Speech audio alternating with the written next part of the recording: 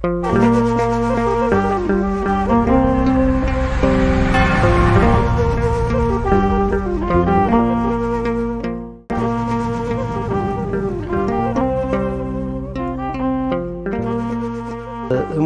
በዚች መንገድ ነው እየሄዱ ያሉት። እቺ አሁንች መንገድ አለች። ግሸን እግረ መስቀል ስር የሚገኘው የቅዱስ ገብርኤል ህንጻ ዋሻውን በአጠቃላይ ጻድቅ ቅዱሳን ያሉበትን ቦታ ሰዎች መሄድ ያለባቸው ድረስ በመሄድ ስናስጎበኛችሁ ቆይተን ነበረ። እናንተም በዚህ መልካም ቅዱስ የሆነ ጉብኝታ ደስታ እንደሚሰማችሁ እያሰብን በምታገኙት ቪዲዮ ላይ ላይክ፣ ሼር፣ ሰብስክራይብ በማድረግ የበረከቱ ተሳታፊ እንድትሆኑ ምእመናን እና ካህናት አባቶች ይጠይቋቸዋል። በክብር አባቶችንም እናቶችንም የአካባቢውን ሰው መታደግ የምትችሉበት ቦታ ነው። ብዙ በረከት የምትሳተፉበት ነው። አስራት በኩራታችሁን ለሌላ ቦታ ከምትሰጡ ይልቅ እዚህ ለተቸገረ ቤተክርስቲያን እንድትሰጡ በርካታ ቅዱሳን አባቶቻችን ገደሉን መርጠው ጫካውን ድንጋዩን ተንተርሰው ዳዋልሰው ይኖሩበታል ማለት ነው። እኛም እንደ እግዚአብሔር ቸርነት ነው ቦታውን እንድንረገጥ ይቻላል እንጂ ማንም ጻድቅ ቢሆን ይህን መረገጥ አይችልም።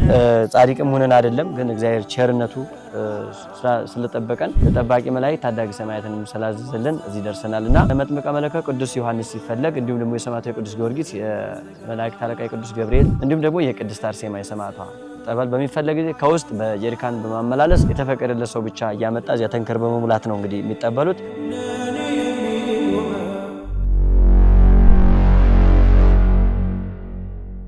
ጉልበት ለምሳሌ ሰው ላከው ሳልደከመ ዋጋ ያገኛል ወይ ነው የፈሊጥ ቀኖና እኮ። ለምሳሌ አንተ ኃጢአት ሰርተ ለምሳባትና 40 ስገድ ሲል ብዙ ትደክማለህ፣ ወይንም ይሄን ያክል ገንዘብ ስጥ ብለህ ብዙ ትደክማለህ፣ ይሄን ያክል ደግሞ ምጽዋት ስጥ ብለህ ትደክማለህ። ብዙ ድካም ነው ይሄ እኮ። ድካም ከዚህ ወርዶ እዚህ ድካም አንተ ትደክማለህ፣ ለጊዜው አይሰማህም። የጉልበትን ድካም ግን እግዚአብሔር ተቀብሎ ኃጢአት ስረት ኃጢአት ሲወድቅ እጁ ደግፎ በቅቻ አይደለም ነጽቼ እንደተጠቀለለ ወስዳ አባቴ በዚህ ያለው ኃጢአትሽ ይፋቅልሽ በለኝ አለች። ይፋቅልሽ አላት። ገልጣ ብታይ አንዲት ኃጢአቷ አገኘቻት። ያችንም ዘጽብት ለነቢብ ለነጊር የሚላል ልትናገራት የምታሳፍራት ስታስባት የምታስጨንቃት ሆነች። ይሄሳ አለችው ይሄማ ለልጄ ለቅዱስ ኤፍሬም ነው አለ። በስመ አብ ወወልድ ወመንፈስ ቅዱስ አሐዱ አምላክ። ስቡሐ ሚዲያ ስቱዲዮ እገኛለሁኝ።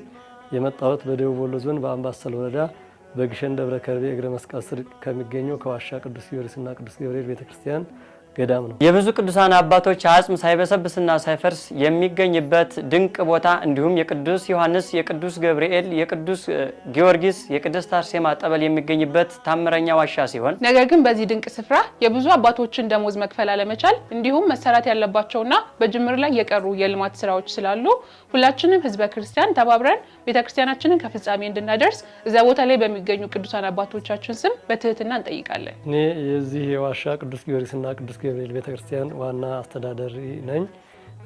ገዳሙን ለመርዳት ለምትፈልጉ የቤተክርስቲያኑ የዋሻ ቅዱስ ጊዮርጊስና ቅዱስ ገብርኤል ቤተክርስቲያን አካውንት ቁጥር የኢትዮጵያ ንግድ ባንክ ነው 10053 63 97 67 ነው። ስልክ ቁጥር የዚሁ የኔው ያስተዳደሩ ስልክ ቁጥር ነው 0922 41 94 89 ብላችሁ ለመርዳት የምትፈልጉ ብትልኩልን ይደርሰናል። በእግዚአብሔር ስም እናመሰግናለን።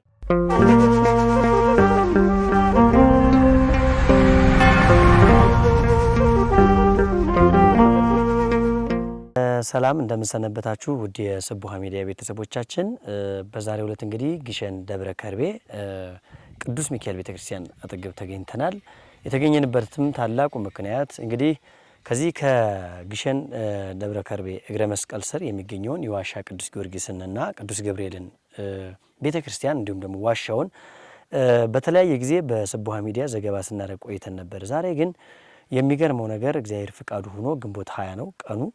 በዚህም እንግዲህ ቦታው ግሸን ላይ አንድ ትልቅ አባት አግኝተን በረከታቸው ለሁላችን ይሁን። በውጭም በውስጥም ያላችሁት እድሜ ጠገብ አባት አሉና ቦታውን የበለጠ ታሪኩን የሚያትቱ ስለ ቦታው ድንቅ ነገር፣ ስለ ቅዱሳኑ ምስጢር፣ አጠቃላይ ደግሞ ስለ ሰማዕታቱ ክብር እንዲነግሩን በዛሬው ዕለት አስቸግረናቸው እሳቸውን በመልካም ፈቃዳቸው ተቀብለውን እንግዲህ ከታይ ከዋሻው ያሉት አባቶችን በማምጣት እዚህ ደግሞ ታሪኩን ከመነሻው እስከ መድረሻው ሊነግሩን የሚችሉን አባት እንግዲህ በ90 ምናምን ዓመታቸው እዚህ ከኛ ጋር አቁመናቸዋል።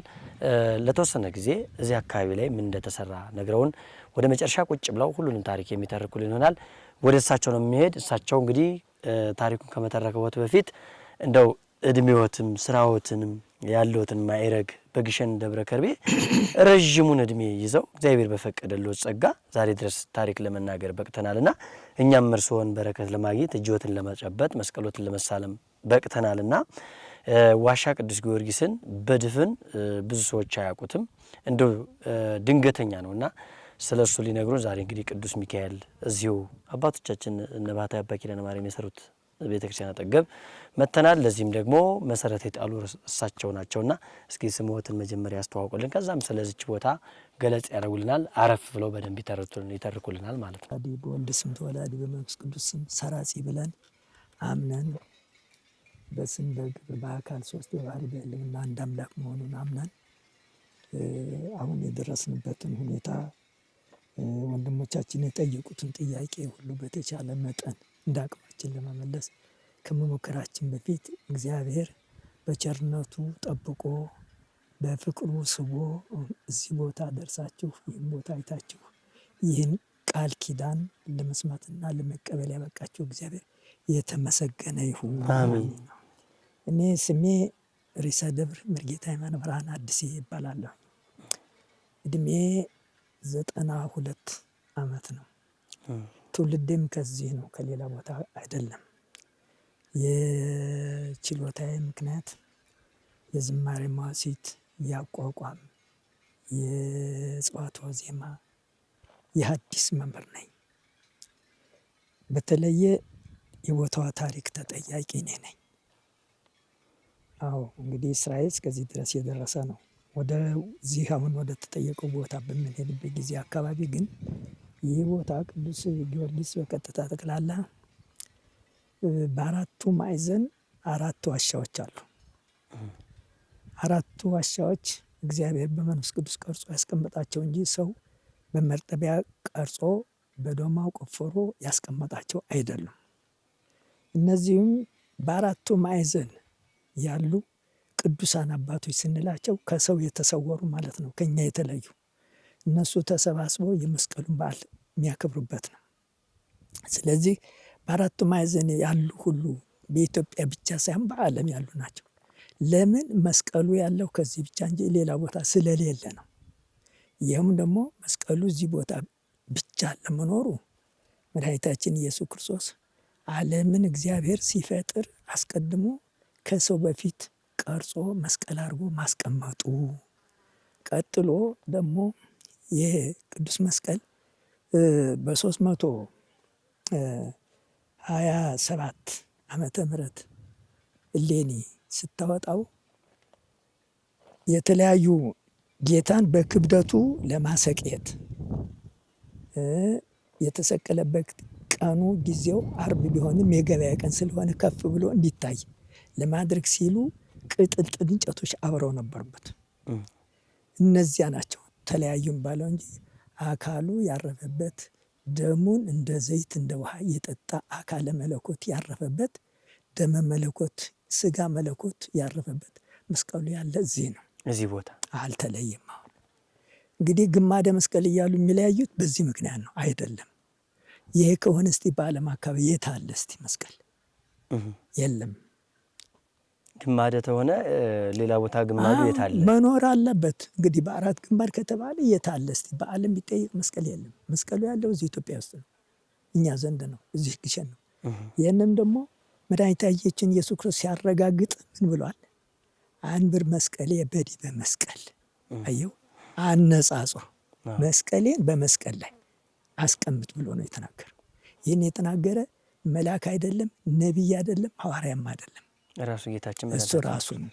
እንግዲህ አንድ የተፈጥሮ ጸጋዋ፣ ሁለት የሱ አነጋገር፣ ቀጥሎ ደግሞ ማን ይንገር የነበረ ማን ያርዳ የቀበር እንዲሉ አባቶች ያመጡት አባቶች አፄ ዘርዓ ያዕቆብና ጳጳሳቱ አባ ሚካኤልና አባ ገብርኤል ወአንበርነ መስቀሎ ለወልደ እግዚአብሔር ዘተረግበ በትጋው ጥባቱ ለአቡነ ዳግማዊ ዳዊት ብለው መስቀል ብለውታል። መስቀል የሚባለው እንደ የተመሳቀለ እንጂ ይሄ ራሱን አንድ መስቀል ይባላል አይባልም። አዎ ይሄ አለ እና እንግዲህ ጸሐፍት ግን በየመሰላቸው የጻፉ ዝም ብለው ግማድ እያሉ ያተረትሩታል እንጂ ፍጹም መስቀሉ ያለው እዚህ ስለሆነ ይሄ ነው። በዚህ ምክንያት ነው እንግዲህ መድኃኒታችን ኢየሱስ ክርስቶስ በመስቀል ተሰቅሎ ያዳነን ለጊዜው ላሉት ብቻ አይደለም፣ ለዓለም ፍጻሜ ድረስ ከምንነሳ ድረስ ሊያድነን ነው። ስለዚህ ያው አባቶች፣ ቅዱሳን አባቶች፣ ስጋውያን አባቶች በእግራቸው መጥተው እዚህ መንፈሳውያን አባቶች ውስጡን ተገናኝተው ቃል ኪዳኑን ሰምተው ከበረከተ መስቀሉ ተካፍለው ሂደው ለፍጹም ጸጋ እንዲበቁ ስለሆነ ይሄ ዋናው መሰረት ይሄ ነው ማለት ነው። ይሄ ጨለማ ዋሻ የተባለው እንግዲህ በቀጥታ ጠቅላላ የፍጹማን ወረሴ ጽልመተ ምስዋሮ ተብሎ እግዚአብሔር እኮ ጽልመትን በጨለማ ለምሳሌ ለእኛ ነው ጨለማ፣ ለሱ እኮ ብርሃን ነው አይደለም። ለኃጢአተኞች መጋረጃ እኮ ነው። አባቶች ቅዱሳን እዚያ እንዲጸልዩበት ተደርጓል። ያነሳሱን ነገር ግን ወደፊት እንቀጥልበታለን ማለት ነው። የቅዱስ ሚካኤል ግሸን ላይ የቅዱስ ሚካኤል አፋፍ ለቤተክርስቲያኑ ለመጠን ይሄ ቤተክርስቲያን ሲተከልም የራሱ የቅዱሳኖች ስራ እጅ ነበረበት፣ የእግዚአብሔርን ፍቃድ ነበረበት እና እንግዲህ ይሄኛው አፋፍ ላይ ስለሆነ ወደ ታይ የቅዱስ ጊዮርጊስ ቤተክርስቲያን ይታያል፣ ዋሻውን በዚህ ይታያል። የዚህ ግንኙነት እንዴት ነው? የዚህ ግንኙነቱ ምን መሰለህ እንግዲህ ቀደም አድርገን አሁን እንደተናገር ነው ዋሻው ምንድን ነው መሰረቱ የመስቀል ነው አይደለም። ሄዶ ሄዶ ከመስቀል ጋር ስለሚገናኝ አባቱ ይሄ ስለሆነ ነው። ያ ቅዱስ ጊዮርጊስ ደግሞ ቤተክርስቲያኑ ጋር ያለው ግንኙነት ምንድን ነው? ይሄ በ1870 ዓመተ ምህረት አፄ ዮሐንስ የተከሉት ነው ዋሻው ጊዮርጊስ ቤተክርስቲያኑ። ምክንያቱም ምንድን ነው መስቀልን እንግዲህ መጣው አዩ፣ መረመሩ። ሁኔታው እንግዲህ ወደ መሰረቱ አካባቢ ስንሄድ በኋላ እናገረዋለን። ቀጥታ ጠቅላላ ምንድነው ጊዮርጊስ ዘመንበሬ የተባለው በስሙ በልዳዊ ጊዮርጊስ ስም የተቀረጸ ስለሆነ እሱም ባናገኝ አይደለም ልዳዊ ጊዮርጊስን እዚህ ተክለን ስናበቃ መታሰቢያ ይሁን ብለው ነው እዚህ አፄ ዮሐንስ ጊዮርጊስ ያደረጉት። ጊዮርጊስ ዘመንበር እዚህ ዋስታ ውስጥ ስላለ እሱ ስም እንግዲህ ለምሳሌ በስሙ የተቀረጸው በልዳዊ ጊዮርጊስ ስም ስለሆነ ልዳዊ ጊዮርጊስ እነዚህ ጽላቱን ቀርጸው ሲያበቁ ያስቀመጡት። ምክንያቱም ምንድነው መሰለህ እንግዲህ የጥፋቱን በኋላ እናገረው ነው ብዬ ነው። እንደዚህ ስለሆነ ይሄ ነው ግንኙነታቸው፣ በዚህ ምክንያት ነው ምንም ማለት። ስለዚህ ቀደም ሲል እንደገለጹልን እዚህም ያሉት አባቶች ያው በቅዳሴው ድምጻቸው እየተሰማ በሸዋሸዋቴው በከበሮ በጸናጽሉ የነበረና ድንቅ የሆነ ቦታ እንደነበረ አሁንም ያው ሁለት ቤተክርስቲያን ቀደም የነበረው ይሄ ነው። አሁን ለደሞ ጊዜውና ሰዓቱ ሲደርስ እዛ ጋር ተሰርቷል። እንግዲህ ተመልካቾቻችን ከአባታችን ጋር ረዘም ያለ ቆይታ እናደርጋለን። አረፍ ብለው በስርዓት ስለ ዋሻ ቅዱስ ጊዮርጊስ፣ ስለ ግሸንም፣ ስለዚህ ስለ ቅዱስ ሚካኤልም አጠቃላይ ስለዚች ቦታና ስለመጣንበት ከዚህ በታይ ወርደን ስለምናገኘው ስለ ቅዱሳኑ ሰፈር በደንብ ይነግሩናል። አሁን ወደዛች ወደ ማረፊያ እንሄዳለን። ተመልካቾቻችን በመላው ዓለም የምትገኙ ይሄ ደግሞ በአሻጋሪ የምትመለከቱት ጠበሉ ነው። ይሄ ጠበል ቦታ ተሰርቶ እንደምታዩት ሰዎች የሚጠቀሙበት ነው። በአሁኑ ሰዓትም ሰዎች ተጠምቀው አሁን በሩ ተዘግቶ የምታዩት ሰዓቱ ስላለፈ ነው። ነገር ግን ከዚህ ገደል ስር ይሄ ህንጻ ታዩታላችሁ። ከስሩ ግን ብዙ ሊገነቡ ሊስተካከሉ የሚችሉ ነገሮች ይኖሩበታል። ስለዚህ ጠበል ደግሞ የተወሰነ ከአስተዳደሩ ጋር እንነጋገራለን። እንግዲህ የአራቱም ጠበል ወደዚህ ቦታ እንዲመጣ ከዛ ውስጥ ላይ ፓምፕ ያስፈልገዋል፣ ሞተር ፓምፕ ያስፈልገዋል ማለት ነው። የመጥምቀ መለኮት ቅዱስ ዮሐንስ ሲፈለግ እንዲሁም ደግሞ የሰማዕቱ የቅዱስ ጊዮርጊስ፣ የመላእክት አለቃ የቅዱስ ገብርኤል እንዲሁም ደግሞ የቅድስት አርሴማ የሰማዕቷ ጠበል በሚፈለግ ጊዜ ከውስጥ በጀሪካን በማመላለስ የተፈቀደለት ሰው ብቻ እያመጣ እዚያ ተንከር በመሙላት ነው እንግዲህ የሚጠበሉት። ይህንን ነገር ግን በገንዘባችንን ብንሰጥ ወደዚህ ብንለግስ በቀላሉ ከዚህ ደግሞ ጄኔተር ያስፈልገናል። በጄኔተር በቀላል ቦታ በሸራ ተስቦ እዛ ይሄድና ማንኛውም ሰው ሳያልቅበት ለረጅም ጊዜ መጠበል ይችላል። እንግዲህ በርካታ ቅዱሳን አባቶቻችን ገደሉን መርጠው ጫካውን ድንጋዩን ተንተርሰው ዳዋልሰው ይኖሩበታል ማለት ነው። እኛም እንደ እግዚአብሔር ቸርነት ነው ቦታውን እንድንረገጠው ይቻላል እንጂ ማንም ጻድቅ ቢሆን ይህን መረገጥ አይችልም። ጻድቅም ሆነን አይደለም፣ ግን እግዚአብሔር ቸርነቱ ስለጠበቀን ጠባቂ መላእክት ታዳጊ ሰማያትንም ስላዘዘልን እዚህ ደርሰናልና አሁን ከአባታችን በኩል ስለዚህ የጠበል አሰራር ምን እንደሚያስፈልገው ገለጻ ያደርጋሉ ማለት ነው። እሺ ያው እንግዲህ ይሄ ጸበል እንደምታዩት ግንባታው ተገምቷል፣ ግን ክራክ እያደረገ ለመናድም እየፈለገ ነው ያለው። ለዛም ያው ያስፈልገናል፣ እገዛ ያስፈልገናል። ከዛ ደግሞ እንደዚህ አይነት ሮቶ 4 ሮቶ ያስፈልገናል። ለምን 4 ጸበሎች ካሉ እያንዳንዱ ጸበሎች የሚፈልገውን ሰው የፍላጎቱ ወይም ደግሞ እንግዲህ ያድነኛ ብሎ ወደ የሚያምነው ገብርኤልን እንደ ውዴታው አድርጎ እንዲጸበል 4 ታንከሮች አንድ ቢኖረን 3 ያስፈልጉናልና የታንከሩ እንትኑ ስንት ሺህ ነው የሚይዘው ታውቃል? ይሄ 10,000 ነው ከዛ በላይ ነው። ይሄ ትልቅ ነው እና ተላይ ድንጋይ አይመታውም ናዳ ያው ይሞክራል። ባለፈው መጥቶት ነበር እቺን ጠመጠላው መጥቷቆይ ግን አረግናት አሁን ድረስ ያው እንግዲህ ነው ያው ዝሮ ለዚህም የሚያስፈልገው ነገር አለ። መቅበር አይቻል ይቻላል መቆፈር ከቻለ ካለዛ ግንባታ ይፈልጋል። ይቆፈራል፣ ግንባታ ያስፈልገዋል። ካልሆነ ደግሞ እንደተባለው ያው ላይችልልን ይችላል እንጂ የግንባታውን ሮቶ ልክ በሲሚንቶ ተሰርቶ ግንባታ በግንብ ያለ ማጠራቀሚያ እንደ ሮቶ ተሰርቶ ቢሆንም ያም ቢሆን ይቻላል ቦታውን ከላይ አጽድቶ ማለት ነው። እና 3 ያስፈልገናል ለጊዜው። ከዛ ደግሞ ያው ሞተር ፓምፖ ግዴታ ነው የለንም አንድም የለንም ስለሆነ ማለት ነው። ከዛ ደግሞ ምንድነው እውነት እንትን ለማለት ህሙማን በዚች መንገድ ነው እየሄዱ ያሉት። ይቺ አሁን እቺ መንገድ ያለች ይሄ ቦታ እንደምታየው የሚያስፈልገው ነገር አለ። ድልድይ መስራት ይቻላል። አዎ በጣም ይሄም እየተናደ ነው መጣ ይሄም እየተናደ ነው። እንደገና የመስከረም ማርያም ሰው ሲፈስ በዚህ ስፈሳስ ሲኖረው እዚህ ላይ ገደል ለመግባት ሁሉ እየተጨናነቀ ስለሆነ ይሄንን እንግዲህ እግዚአብሔር የፈቀደለት ሰው ሲሚንቶ በሰው ጉልበት ነው የሚመጣው የዛን ክፍያ ችሎ፣ አሸዋ በሰው ጉልበት ነው የዛን ክፍያ ችሎ፣ ምናልባት ህብረተሰቡ በዚህኛው ልማት ስለደከመ አሁን ላይ በገንዘብ ካልሆነ ሌላ የነጻ ግልጋሎት እዛ አይገኝም። እነዚህ ላይ ህብረተሰቡ በጣም ተጎዳበት። ያኛው ቤተክርስቲያን ሰርቶ ወደዚህኛው ነው የዞረው። አሁንም ይሄ ስላላለቀ ምናልባት በረከት አገኛለሁ ያሉ 4-5 ሰዎች አንደኛው ሲሚንቶውን አንደኛው አሸዋውን አንደኛው ድንጋዩን ብሎ እሰራለሁ የሚል ካለ ይሄንን ቢሰሩልን ካለም ብቻ ሳይሆን ግዴታ ምእመናን ይሄ ቅዱስ ቦታ ተቀምጦ መንገዱ ወደ ጸበሉ የሚያሰደው መዘጋት ስለሌለበት ብዙ ምእመናኖች እያሉ ይሄንን እንግዲህ ቢያደርጉልን ትልቅ ልማት የሚያስፈልገን ይሄ ነው። ቢያንስ ከዛ ተጀምሮ ይሄ ደልዳላ ማለት ሰው ላከው ሳልደከመ ዋጋ ያገኛል ወይ ነው የፈሊጥ ቀኖናው እኮ። ለምሳሌ አንተ ኃጢአት ሰርተህ ለንሳባት እንደ 40 ስገድ ሲል ብዙ ትደክማለህ። ወይንም ይሄን ያክል ገንዘብ ስጥ ቢልህ ብዙ ትደክማለህ። ይሄን ያክል ደግሞ ምጽዋት ስጥ ቢልህ ትደክማለህ። ብዙ ድካም ነው እኮ ይሄ እኮ ድካም ከዚህ ወርዶ እዚህ ድካም አንተ ትደክማለህ፣ ለጊዜው አይሰማህም። የጉልበትን ድካም ግን እግዚአብሔር ተቀብሎ ኃጢአት ስርየተ ኃጢአት ይሰጣል። የፈሊጥ ቀኖና ያለው ይሄን ነው እኮ። ለምሳሌ በባስልዮስ ጊዜ ታውቃል እኮ አንዲት ሴት አልነበረች ኃጢአቷን እየጻፈች ትኖር ነበር።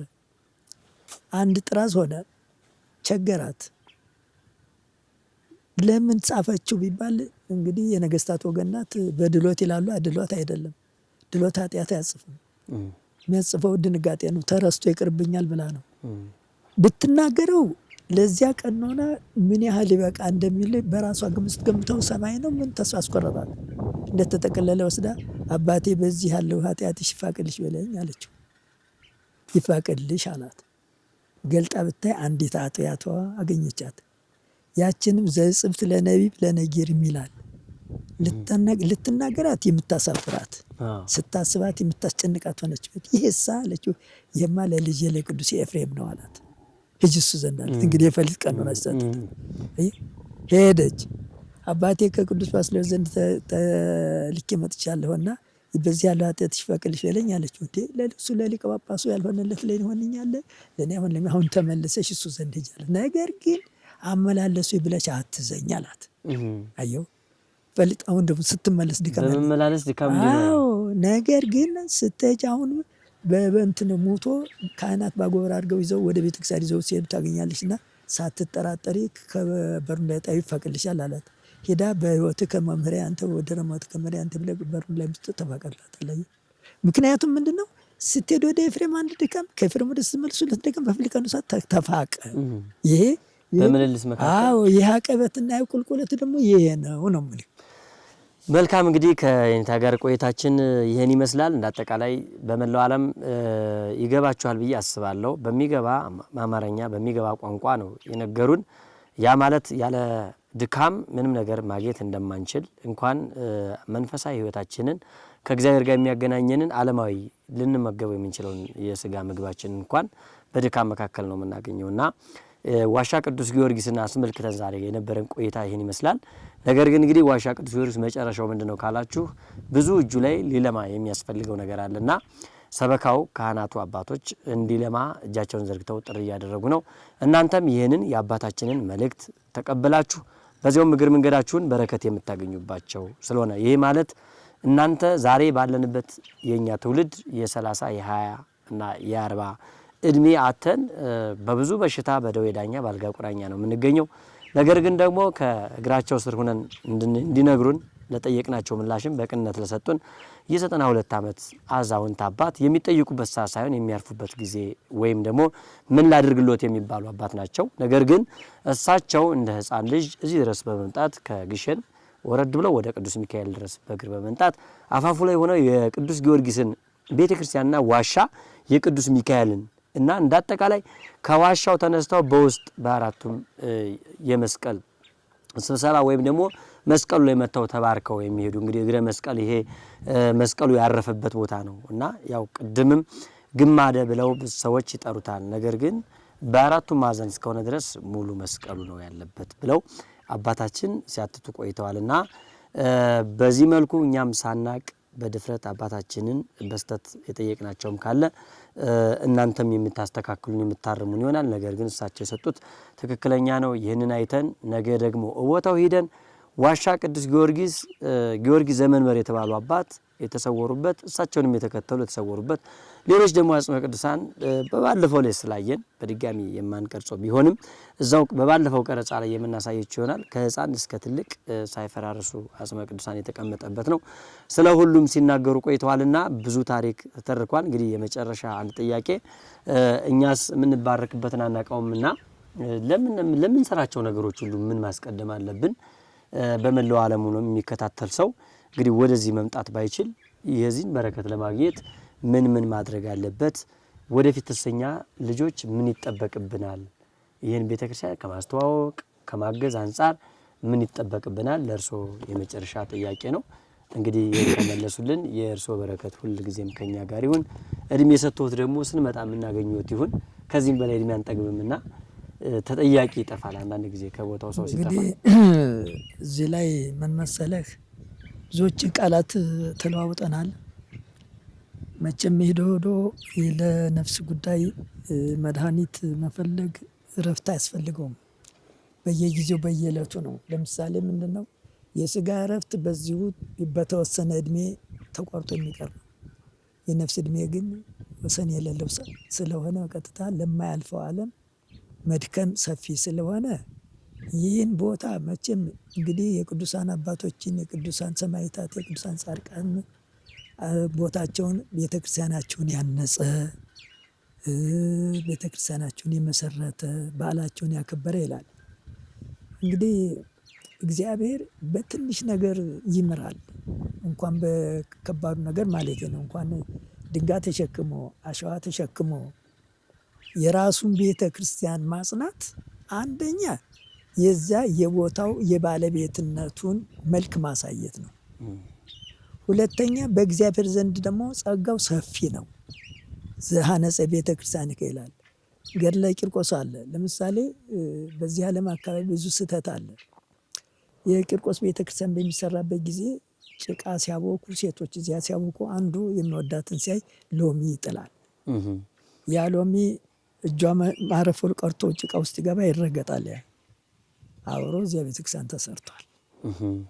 በዚህ ቤት በዛች በሎሚ ምክንያት እንኳን ቅዱስ ቂርቆስ ያን ሰው ሊያድነው ይችላል። የወረወረው ለሌላ ነው፣ ለሌላ ዓላማ ነው። አዎ እንደዚህ ነው። ታዲያ እንኳን የገዛ ቤተክርስቲያናችንም ማለት ነው የሌላም ቤተክርስቲያን ቢሆን ቤተክርስቲያን ማነስ ቤተክርስቲያንን ማገልገል ለቤተክርስቲያን የሆነ የተቻለውን ያክል መድከም ዋጋ ያሰጣል እንጂ ፍዳ አያመጣም። ስለዚህ ትንሾቹም ሆነ ትልቆቹም ያ ድሃ በጉልበቱ ባለጸጋ በሀብቱ ተብሏል። እናንተንም አስተምራችሁ ብዙ ምእመናንን ስባችሁ እንዴ ገንዘብ እኮ ገንዘብ ካለ በሰማይ መንገድ አለ የተባለ እኩል አውሮፕላን አይደለም። እናንተ ተረጉሙት ይሆናል እኛም እንችላለን ለአውሮፕላን ብላችሁ። እኛ ግን ገንዘብ ካለ በሰማይ መንገድ አለ ምን ለመንግስተ ሰማያት ነው። ገንዘብ ነው መጽቱ አይደለም። ገንዘብ ካለ ተራበ ታበላለህ፣ ተጠማ ታጠጣለህ፣ ታረዘ ታለብሳለህ። ታዲያ ርብኩ ጸማይኩ አረቆ የተባለውን ሁሉ ፈጸምክ ማለት ነው። መንግስተ ሰማያት ባለቤት ወልክ ማለት ነው። እንግዲህ ሰው በገንዘቡ ተገልግሎ ጉልበት ራሱ ሀብት ነው። በጉልበቱ ድንጋይ ተሸክሞ ለቤተክርስቲያን ማቅረብ፣ አሸዋ ተሸክሞ ለቤተክርስቲያን ማቅረብ፣ ለቤተክርስቲያን የሚሆኑ ሀሳቦችን ሁሉ መፈጸም በቀጥታ ራሱን የቻለ ጸጋ ነው ያሰጣል። ተጽፏል፣ ተቀምጦ ዝም ብሎ አይደለም። መጻሕፍቶቻችን ሁሉ አባቶቻችን ጽፎ አስቀምጠውልናል እና ይህን መሰለ ጸጋ ስለሚያገኙ በዚህ እንዲተጉ ምኞታችን ነው። መልካም እንግዲህ ያው የነበረን ቆይታ በዚሁ አጠናቀናል። ሰላም እግዚአብሔር ከሁላችን ጋር ይሁን፣ የአባቶቻችንም በረከት ይደርብን እያል ምናልባት በዚህ ቪዲዮ ሲያዩ ብዙ ሰዎች በጸሎት አስቡኝ የሚሉም በውጭም በመከራ ውስጥ ነው የሚኖሩ ይሆናልና የእርስዎ መልካም ፍቃድ ከሆነ በጊዜው የምንደዋወልና ግዴታ ሊያገኟቸው የሚፈልጉ ሰዎች ካሉ ስልክ ብንሰጣቸውም ያን ያለ የማይከፋ ከሆነ እንነጋገራለን። ምክንያቱም አንዳንድ ጊዜ በመከራው ዓለም ያለ ሰው እዚህ ያሉ አባቶችን አንድ ሰላም ለኪ ለኛ ዋጋ አላት ብለው ኦርቶዶክሳውያን ስለሚያምኑ በማይበዛ መልኩ የሚደወለው ሊያስቸግር ይችላል፣ አናቃለን።